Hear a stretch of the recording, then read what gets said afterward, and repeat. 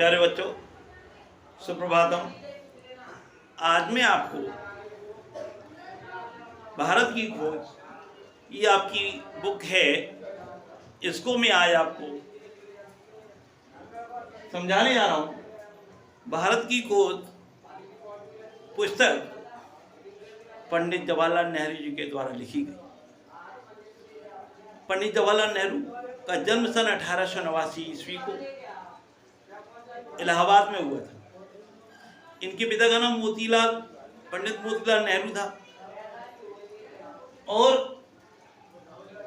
पंडित जवाहरलाल नेहरू भारत के पहले प्रधानमंत्री थे। देखिए, भारत की खोज किताब इन्होंने कहाँ, किस तरीके से लिखी, आज अभी जानेंगे। देखिए, यहाँ मैंने कुछ पॉइंट्स लिखे हैं। भारत की खोज जो पार्ट है उसका पहला अहमदनगर का किला, यहाँ से ये बुक की शुरुआत होती है और इसमें नेहरू जी ने जो भारत की जो सिंधु घाटी सभ्यता से लेकर के भारतीय संस्कृति, धर्म और इतिहास को इस किताब के माध्यम से दिखाया है। तो सबसे पहला जो इसमें पार्ट है, पहला अहमदनगर का किला, यहाँ से इसकी शुरुआत होती है इस किताब की। देखिए, किताब इन्होंने 20 महीने में लिखी थी, यानी जब इनको किले में कैद कर दिया गया था तब इन्होंने ये किताब लिखी थी और ये सबसे पहले इंग्लिश भाषा में लिखी गई थी। तो देखिए, अब शुरू करते हैं।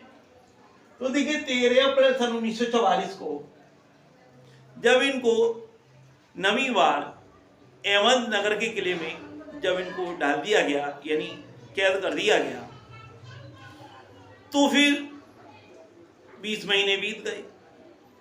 ये शाम के समय, रात के समय जब आते बाहर अपनी कोठरी से, तो दौज का चांद इन्हें दिखाई देता। उससे ये मालूम पड़ता कि 1 महीना बीत गया, शुक्ल पक्ष का दौज का, क्योंकि अमावस्या के बाद शुक्ल पक्ष आता है और पूर्णिमा के बाद कृष्ण पक्ष आता है। इस तरीके से भारतीय महीनों में ये 2 पक्ष होती हैं।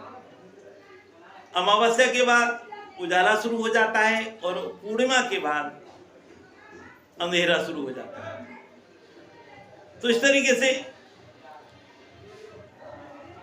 तो मैंने बताया कि रात्रि के समय ये दौज का जब चांद आता तो ये कहते अब महीना हो गया पूरा।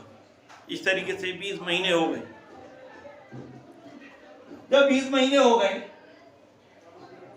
तो इन्हें चांद को देखकर की प्रेरणा मिलती थी कि आज ये चमक रहा है, कल नहीं चमकेगा।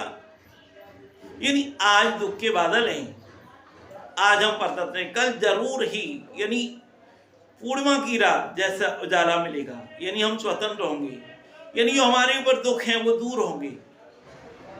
आज अमावस्या की काली रात की तरह ये अंधकार है भारत में, कल निश्चित ही पूर्णिमा की रात की तरह उजाला होगा।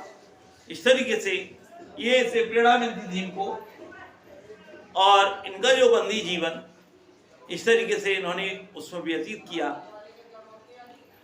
इन्होंने जब अहमदनगर के किले में पहुंची तो इन्हें बागवानी का शौक था।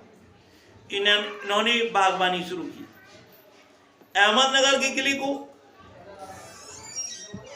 यानी जो वहाँ की मिट्टी थी वो पथरीली थी, तो उन्होंने कुदाल से खुदाई की और खुदाई में अनेक जो पुरातत्व की चीज़ें थी वो मिली।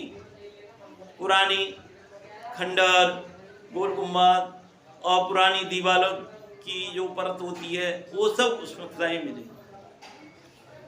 तो ऐसा कहा जाता है कि वहाँ पहले चांद बीबी जो महिला शासक थी वो उस समय उनका किला था। ये चांद बीबी कौन थी? एक बात बता दें, चांद बीबी एक महिला शासिका थी, इसके बारे में आप पढ़ चुके हो। और इन्होंने जो अकबर की जो थे उनके साथ युद्ध किया, अकबर की सेना के साथ, लेकिन इनके ही किसी आदमी के द्वारा इनकी हत्या कर दी गई, ऐसा इन्होंने इस किताब में बताया है। और एक बात बता दी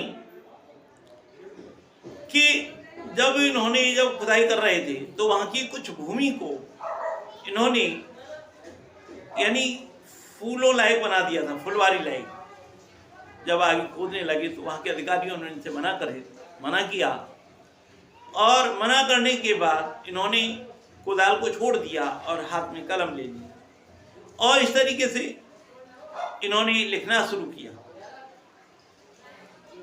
तो इन्होंने लिखना किया और इस तरीके से ये लिखने लग गए। और ये जो पहला भाग है उसमें अतीत का भाग,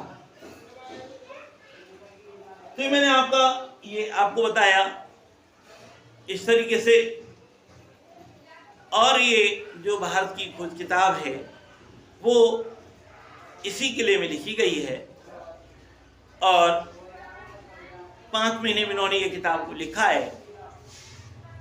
और इसमें मैंने बताया, इसमें भारतीय संस्कृति, धर्म और सभ्यता से जुड़ी बातों को इसमें उन्होंने समाहित किया है। ये मैंने आज आपको पहले पाठ का सारांश बताया। धन्यवाद।